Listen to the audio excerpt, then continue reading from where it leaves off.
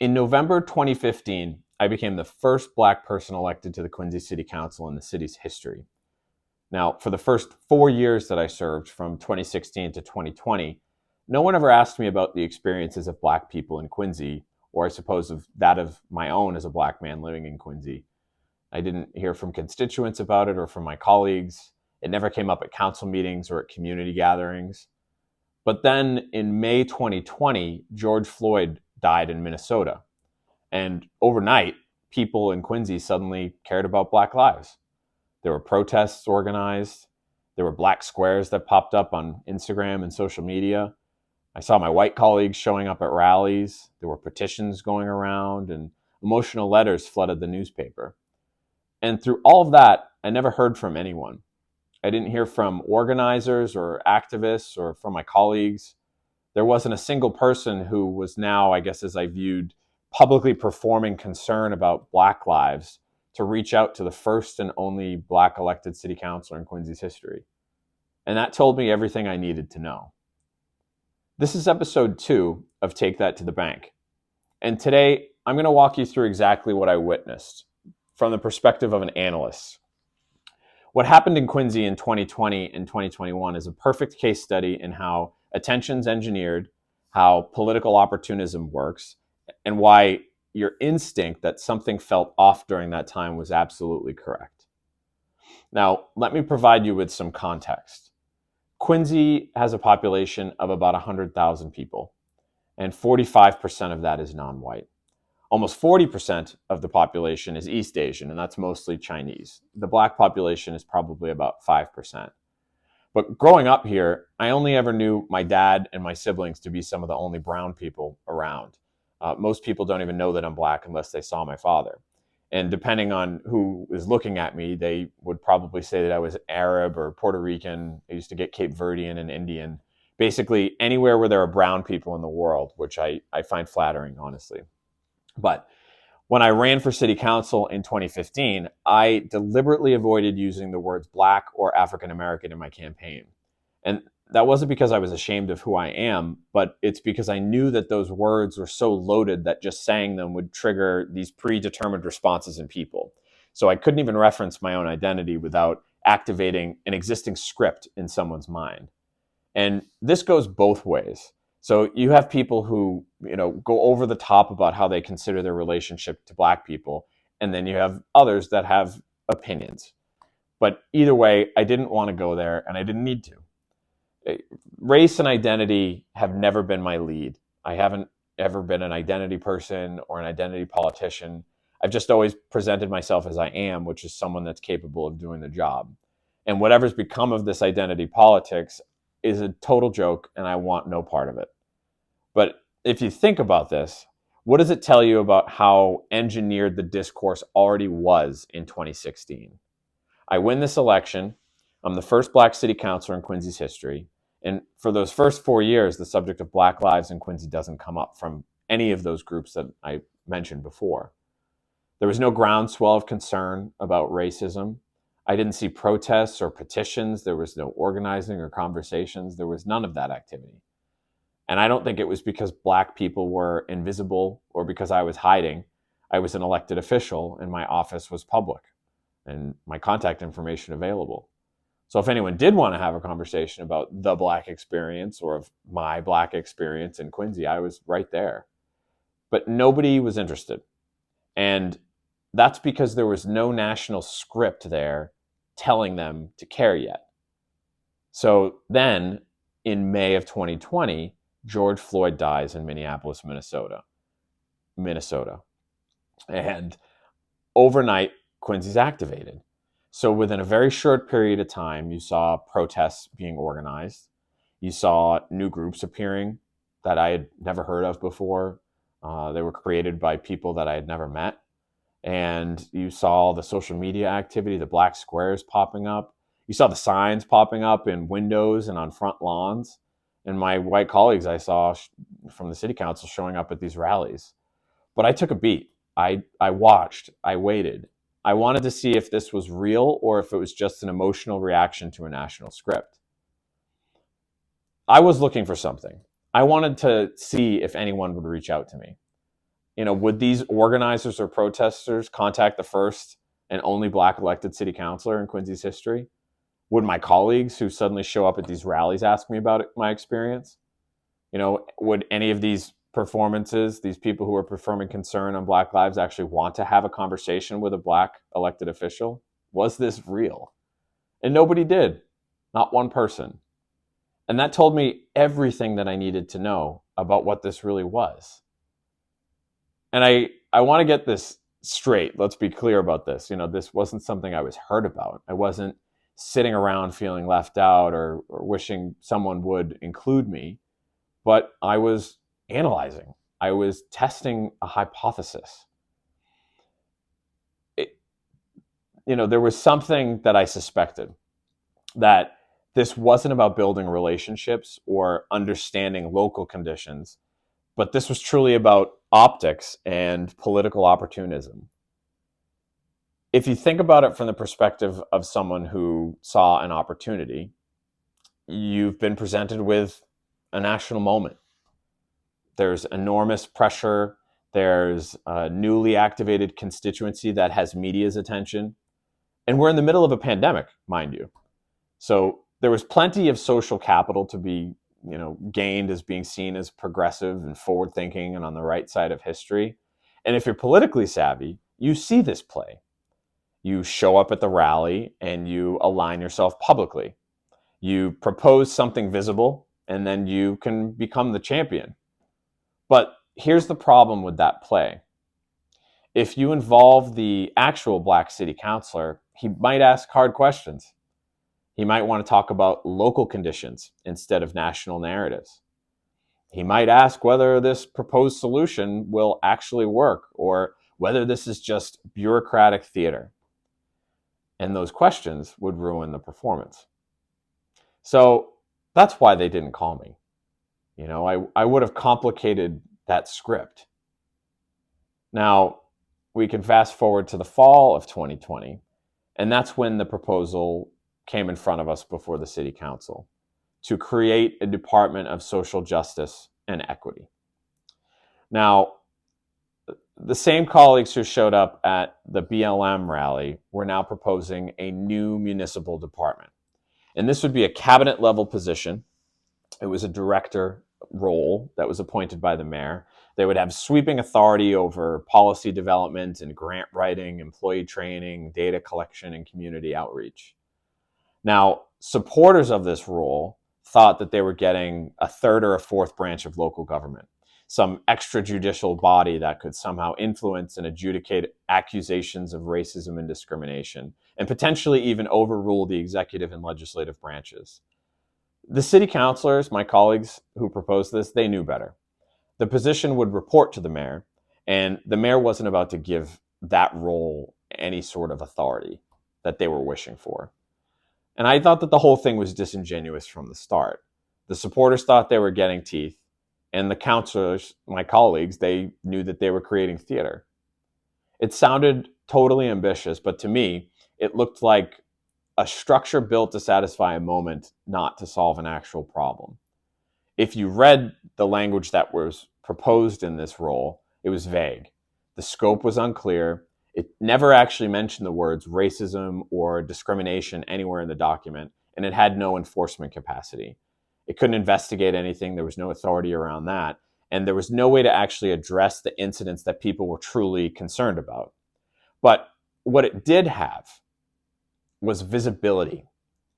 This would send a message, and it would show what the city values. And that's when I really, really understood what this was, that this wasn't about governance. This was about optics. This was theater designed to appease a national moment. So I raised substantive concerns. I actually said it didn't go far enough. I said it had no enforcement capacity. I said that it's essentially useless in practice. And I asked the sponsor to withdraw the proposal so we could think about what would actually work, and he declined. And that's when the pressure campaign kicked in. You saw written comments flooded in, tons of emails. There was a petition going around with about 500 signatures. There was emotional testimony at the public hearing. Now, the Patriot Ledger, our regional paper, ran a story with a headline that was Quincy residents share stories of racism, plead for new city department. More than 100 people turned into the Zoom meeting. And this was the first time since the pandemic that a meeting that we had been hosting online had hit maximum capacity. Dozens of people spoke about their experiences of racism in Quincy. These were real stories with real pain. A mother whose 15-year-old daughter was called slurs at a local store.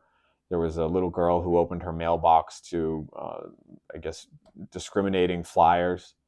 And these stories mattered. These experiences were real. But here's where there's a leap in what happened. These stories exist and the stories happened, these experiences happened, but therefore this specific bureaucratic department is the solution. Nobody asked the questions, would this department have prevented the slurs at Walgreens? Or would it have stopped these flyers that were sent in the mail? Can it investigate these incidents? Can it actually enforce anything? In the article that I mentioned before, it mentioned that only one person spoke Tuesday against creating the department. And that's exactly how manufactured consensus works. You frame the opposition as isolated, unreasonable, and fringe. You make it seem socially costly to ask and answer hard questions about the topic at hand. The vote passed. However, the mayor never included the department in the budget, so it never happened. But what did happen? The mayor asked me to chair a commission on equality, diversity, and inclusion. And this was to no press releases or hashtags or emotional appeals. This was actual work. The commission, we met as a group monthly, all these nice people. There was a group of 9 of us that were appointed by the mayor. We debated what the terms equality and diversity and inclusion actually meant in the context of Quincy, where we live, or at all, because those words are supercharged and mean something different to everyone. And we didn't want to focus on what they meant to Washington or to Twitter or in this national conversation that was going around. We wanted to understand how residents in the city of Quincy were or were not receiving city services adequately or fairly. So we took time to hear from different department heads across the city government, and we were deliberate about the work. We wanted to understand what was truly happening in Quincy. And so what we did was we delivered an implementable, scalable solution, some recommendations. And among them was a community liaison role, which would serve as a bridge between city services and residents who could navigate sort of the cultural, language, and access barriers. This work wasn't loud, but it was meaningful. And it made the situation more sober and real. And because of that, it was dismissed by many as insufficient. It was viewed as lacking substance, but it didn't come with a hashtag. So here's what I want you to sit with. If this really was about addressing racism in Quincy, and racism is a problem that existed long before George Floyd and presumably still exists now, why did the urgency vanish when the national script moved on? When's the last time you heard someone talk about Black Lives Matter? When's the last time you saw somebody with a black square on Instagram or on social media? When's the last time someone posted silence is violence? Now, this all dominated 2020 and 2021, and then it evaporated. I don't think racism was solved, but attention moved to the next thing. And this is the pattern that I want you to recognize because it's not unique to this BLM. It's a national trigger event happens, and then you see local activation follow immediately. And it's not organic. It's like as if someone just flips a switch or they turn a meter up. And then the pressure campaign begins. You see a bureaucratic solution get proposed. Emotional intensity is off the charts. And then anyone who dares to ask hard questions, they get marginalized. But then the script fades, attention moves elsewhere, and nothing fundamentally changes. And this isn't unique. This is how it goes. And the subjects, they just go round and round. It's like Me Too, where did that go? Defund the police. That was another hit for a while. When's the last time that you saw a Ukrainian flag hanging somewhere? I mean, now we think about this in a very different way, but COVID protocols, if you question that, you got labeled. Where's that conversation today? Yeah, the real underlying issues of all of these things may be real and serious, but it's the way that they're activated. It's the timing, it's the intensity, it's the loyalty test, and then the rapid bureaucratic responses and the manufactured consent. That's the stuff that's all engineered. So let me tell you something. If you feel or felt at that time strange about posting a black square when you hadn't thought about racism in your community before that week, if you hesitated before signing a petition that was organized by people you had never met or never heard of, if you'd wondered why this issue became urgent overnight and then faded just as fast, if you sensed that something felt performative, that something felt scripted, and that something felt just disconnected from what was actually going on locally, you're not, and you weren't, being insensitive. You weren't failing some moral test. What you were doing was actually noticing the pattern. And your instinct in noticing that pattern was absolutely correct. So the fact that I was bypassed, the actual black city councilor, while these people were performing concern about black lives, should really tell you everything about what this was about. The fact that the urgency of the entire situation evaporated when the national script moved on should tell you that it was never about what was going on in Quincy, in our case. And the fact that the substantive work, our commission that was formed and that got together regularly and addressed some of these issues, got dismissed, while these symbolic gestures and sort of shallow movements got celebrated. It just tells you that all of this is about performance and not about solutions. I started this podcast to give you permission to trust what you have already sensed. I don't want to tell you what to think. I don't want to give you talking points. I want to validate that your instinct was and is right, that something felt engineered about how all this played out. Attention is engineered and all the subjects rotate. The pattern remains the same. And the more that you learn to recognize that pattern, the less power that it has over you. If you remember in episode 1, we did the trigger word exercise. I read a whole list of politically charged terms and I asked you to notice your physical response. That was about noticing how your attention gets hacked and hijacked. And this episode was about zooming out. I wanted to see the full architecture, how attention gets activated, how pressure campaigns work, how these loyalty tests function, and how manufactured consensus gets built, and then how it fades when the script moves on. You're smart. You're a contrarian. You see through this stuff and you always have. I'm just here to tell you to keep trusting that instinct. Thanks for listening.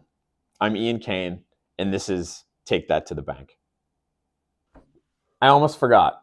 Every episode, I intend to leave you with 3 things: something to read, something to watch, and something to listen to. So the book that I want to recommend to you is Bridging the Divide, My Life by Ed Brooke. Now, if you don't know who Ed Brooke is, that's kind of the point. Ed was the first African-American elected to the United States Senate by popular vote in the whole country. And he was elected from Massachusetts as a Republican in 1966. He served 2 terms. He fought for fair housing legislation. He stood on principle when it wasn't popular. And he navigated a political world that didn't know what to do with him. And yet most people have never even heard his name. He doesn't get talked about during Black History Month. He doesn't show up in discourse because he doesn't fit the script. His story is about competence, independence, and complexity, not victimhood. And that's exactly why I'm recommending it. So I ask you to read it, and then ask yourself why a man like this got erased from the conversation. Something to watch, please look up Thomas Sowell Common Sense in a Senseless World. It's a documentary that you can find here on YouTube.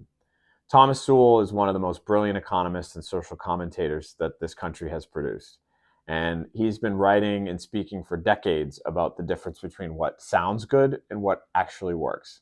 And like Brooke, he gets left out of the mainstream narrative about Black intellectuals because his conclusions don't fit the approved framework. So please watch it and notice how much of what he said decades ago describes exactly what we talked about today. And a song, I want you to listen to Changes by Tupac. Everyone knows this song, but go listen to it again after this episode and really listen to the lyrics. It's more nuanced than the way it gets used as a slogan. I don't think Tupac was actually performing outrage. I think he was observing. He was describing what he saw with clarity and frustration and honesty. And that's what this show's about. All links are going to be in the show notes.